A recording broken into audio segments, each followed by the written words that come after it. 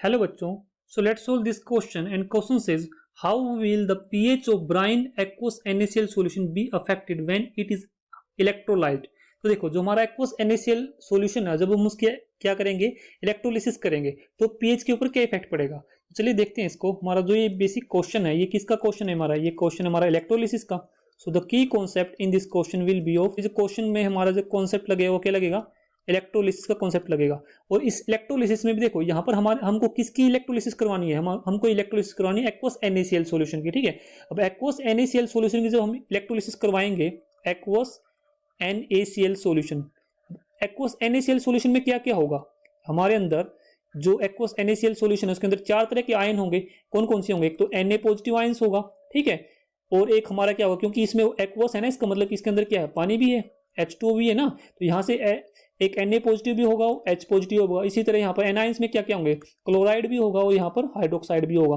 तो जो ये H पॉजिटिव और जो OH नेगेटिव है, ये आए हमारे वाटर से, और जो Cl नेगेटिव और Na पॉजिटिव है, ये आए हमारे NaCl। तो ये चार आयंस है, ठीक है। तो होगा क्या, हमारे पास जो कैथोड पे जो रिएक्शन होगी, कैथोड और एनोड पे जो रिएक्शन होगी, उसमें क्या होगा हमारा, कि एनोड पे जो रिएक्शन होती है उसमें क्या होता है, जनरली ऑक्सीडेशन होगा। और हमको पता है कि इन दोनों में से कौन जीतेगा, कौन कॉम्पीट कौन करेगा। तो यहाँ पे हमको पता है कि जो Cl है, Cl क्या होगा, एनोड पे निकलेगा।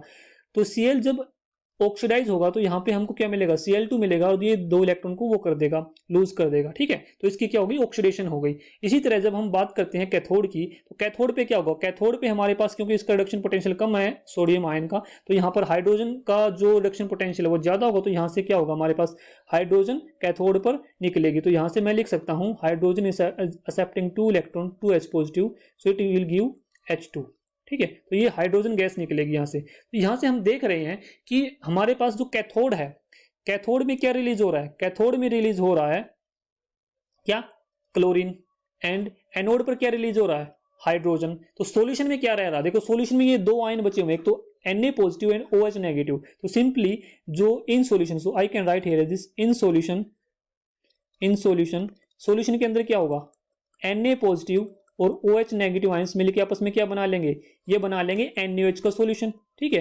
अब NaOH जो ये है, हमको ये पता है ये क्या होता है, ये बेस होता है।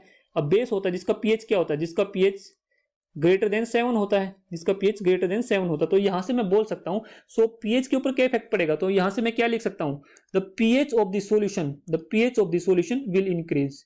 So the point is on electrolysis, on electrolysis of aqueous NaCl solution,